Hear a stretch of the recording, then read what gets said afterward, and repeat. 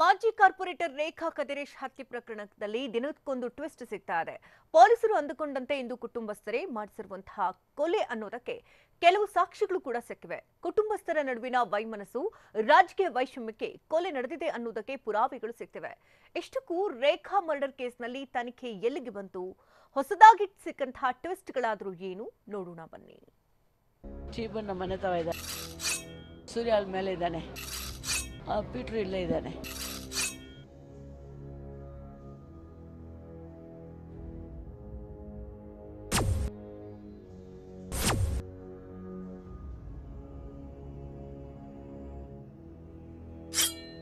June 24 ಬೆಳಗ್ಗೆ 10:30.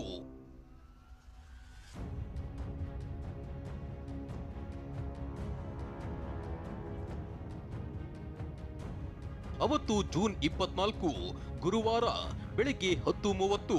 Lockdown ಮೂಡ್ನಿಂದ ಇನ್ನು ಬೆಂಗಳೂರಿನ ಜನ ಹೊರಬರಲು ಒದ್ದಾಡ್ತಿರುವಾಗಲೇ ಅದೊಂದು ಸುದ್ದಿ ಬೆಂಗಳೂರನ್ನ ಬೆಚ್ಚಿ ಬೀಳಿಸಿತ್ತು.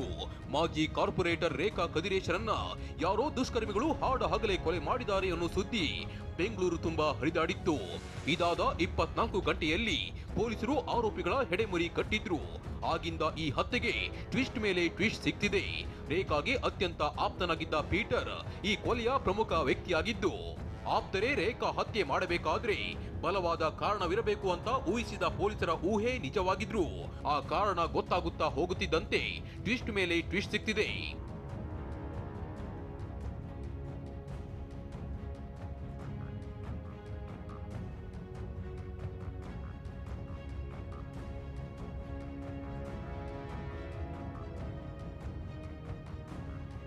ಪೀಟರ್ ಬ್ರೈನ್ ವಾಶ್ ಮಾಡಿ ರೇಖಾ ಹತ್ಯೆಗೆ ಮಸಲತ್ತು.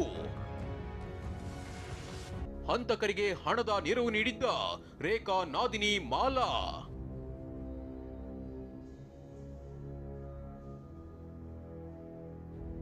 ಪೀಟರ್, ಸೂರ್ಯ, ಅರುಳ್, ಮಾಲಾ ಈ 4 ಹೆಸರನ್ನ ಕೇಳಿದ್ರೆ ತಕ್ಷಣ ನೆನಪಾಗೋದೇ ರೇಖಾ ಮರ್ಡರ್. ರೇಖಾ ಕದಿರೇಶ್ ಹತ್ಯೆಗೆ ಈ 4 ಪ್ರಮುಖ ಕಾರಣ ಅಂತ ಪೊಲೀಸರಿಗೆ ಸಿಕ್ಕಿರೋ ಸಾಕ್ಷ್ಯಗಳು ಹೇಳ್ತಿವೆ. ಕದಿರೇಶ್ ಬದುಕಿದ್ದಾಗಿನಿಂದಲೂ ಆತನಿಗೆ ಅತ್ಯಂತ ಆಪ್ತನಾಗಿದ್ದವನೇ ಪೀಟರ್. ಕದಿರೇಶ್ ಸತ್ತ ಬಳಿಕ ಆತನ ಪತ್ನಿ ರೇಖಾ ಜೊತೆಗೂ ತನ್ನ ಆಪ್ತ ಸಂಬಂಧ ಮುಂದುವರಿಸಿದ್ದ. ಆದ್ರೆ ಕಸ ವಿಲೇವಾರಿ ಕಾಂಟ್ರಾಕ್ಟ್ ಪೀಟರ್ ಕೈತಪ್ಪಿದ ಮೇಲೆ ಆತನಿಗೆ ಹಣಕಾಸು ಸಮಸ್ಯೆ ಶುರುವಾಗಿತ್ತು.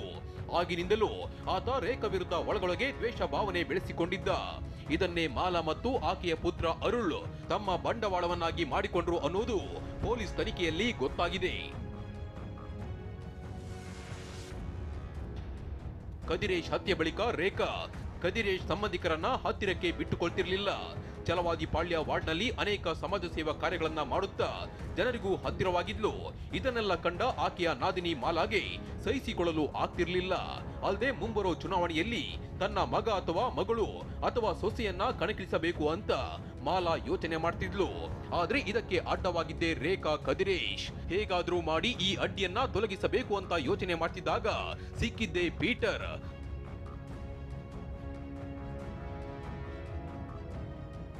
ರೇಖಾ ಮತ್ತು ಪೀಟರ್ ನಡುವೆ ಹಣಕಾಸಿನ ಸಮಸ್ಯೆ ತಲೆದೂರಿದೆ ಅಂತ ಮಾಲಾ ಮತ್ತು ಆಕೆಯ ಮಗ ಅರುಳ್ಗೆ ಹಿಂಟ್ ಸಿಕ್ತಿದ್ದಂತೆ ಅವರ ಕ್ರಿಮಿನಲ್ ಮೈಂಡ್ ಅಲರ್ಟ್ ಆಗಿತ್ತು. ಆಗಲೇ ರೇಖಾ ಕದಿರೇಶ್ ಕತೆ ಮುಗಿಸಲು ಪ್ಲಾನ್ ಸಿದ್ಧ ಮಾಡಿಕೊಂಡಿದ್ರು.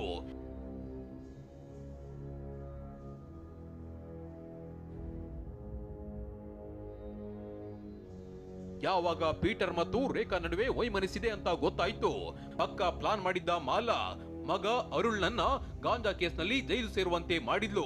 ಜೈಲಿನಲ್ಲಿ ಕದಿರೇಶ್ ಹತ್ಯೆ ಆರೋಪಿಗಳಾದ ವಿನಯ್ ಮತ್ತು ನವೀನ್ ಸ್ನೇಹ ಸಂಪಾದಿಸಿದ್ದ. ಜೈಲಿಂದ ಹೊರ ಬಂದವನೇ ಮೊದಲು ಪೀಟರ್ ಸಂಪರ್ಕ ಸಾಧಿಸಿ ಕದಿರೇಶ್ ಹತ್ಯೆಯಲ್ಲಿ ರೇಖಾ ಕೈವಾಡವಿದೆ, ಇದೇ ಕಾರಣಕ್ಕೆ ನಿನ್ನನ್ನ ದೂರವಿಟ್ಟಿದ್ದಾಳೆ ಅಂತ ಕತೆ ಕಟ್ಟಿ ಅವರ ಬ್ರೈನ್ ವಾಶ್ ಮಾಡಿದ್ದ. ನೀನು ನಮ್ಮ ಕುಟುಂಬಕ್ಕೆ ಜೀವನವನ್ನೇ ಮುಡುಪಾಗಿಟ್ಟಿದ್ದೀಯಾ, ರೇಖಾ ಕೈವಾಡ ನಿನಗೆ ಗೊತ್ತಾಗುತ್ತೆ ಅನ್ನೋ ಕಾರಣಕ್ಕೆ ನಿನ್ನನ್ನ ದೂರವಿಟ್ಟಿದ್ದಾಳೆ ಅಂತ ಅವರ ತಲೆಗೆ ತುಂಬಿದ್ದ. ಜೊತೆಗೆ ಪೀಟರ್ಗೆ ಹಣ ಸಹಾಯವನ್ನು ಮಾಲಾ ಮತ್ತು ಅರುಳ್ ಮಾಡಿದ್ರು. ಇಷ್ಟಾಗುತ್ತಿದ್ದಂತೆ ಪೀಟರ್ ರೇಖಾ ಕೊಲೆ ಮಾಡೋಕೆ ಡಿಸೈಡ್ ಆಗಿಬಿಟ್ಟಿದ್ದ. ಇಷ್ಟೆಲ್ಲ ಪ್ಲಾನ್ ಮಾಡಿಕೊಂಡಿದ್ದವರು ರೇಖಾ ಕೊಲೆ ಕೇಸ್ನಿಂದ ಎಸ್ಕೇಪ್ ಆಗಲು ಪ್ಲಾನ್ ಮಾಡಿದ್ರು ಅನ್ನೋದು ಪೊಲೀಸರ ತನಿಖೆಯಲ್ಲಿ ಗೊತ್ತಾಗಿದೆ. ಇದೇ ಕಾರಣಕ್ಕೆ ರೇಖಾ ಕೊಲೆಯಾದ ಕ್ಷಣದಿಂದ ಮಾಲಾ ಕಿಮ್ಸ್ ಆಸ್ಪತ್ರೆಗೆ ಭೇಟಿ ನೀಡೋದ್ರಿಂದ ಹಿಡಿದು ರೇಖಾ ಅಂತ್ಯಕ್ರಿಯೆ ಆಗುವವರೆಗೂ ಜೊತೆಗೆ ಇದ್ಲು. ತನ್ನ ಸಂಬಂಧಿಕರನ್ನ ಕಳೆದುಕೊಂಡ ರೀತಿ ಕಣ್ಣೀರು ಹಾಕ್ತಿದ್ಲು. ಆದ್ರೆ ಯಾವಾಗ ಪೊಲೀಸರು ಟೆಕ್ನಿಕಲ್ ಎವಿಡೆನ್ಸ್ ಇಟ್ಕೊಂಡು ವಿಚಾರಣೆ ಶುರು ಮಾಡಿದ್ರು, ಆಗ ಇವರ ಎಲ್ಲ ಪ್ಲಾನ್ಗಳು ಒಂದೊಂದಾಗಿ ಬಯಲಾಗಿದೆ. ಅಲ್ಲದೆ ಊಟದ ನೆಪದಲ್ಲಿ ಇವರು ಮಾಡಿದ್ದ ಮೀಟಿಂಗ್ ನ ಫೋಟೋ ಕೂಡ ಮುಂದಿಟ್ಟು ಪೊಲೀಸರು ವಿಚಾರಣೆ ನಡೆಸಿದ್ದಾರೆ. ಜೊತೆಗೆ ರೇಖಾ ಕೊಲೆಗೆ ಸುಪಾರಿ ಕೊಟ್ಟಿದ್ರೆ ಎಷ್ಟು ಲಕ್ಷಕ್ಕೆ ಡೀಲ್ ಕುದುರಿಸಲಾಗಿತ್ತು ಅನ್ನೋದು ಸೇರಿ ಹಲವು ಆಯಾಮಗಳಲ್ಲಿ ತನಿಖೆ ನಡೆಯುತ್ತಿದೆ.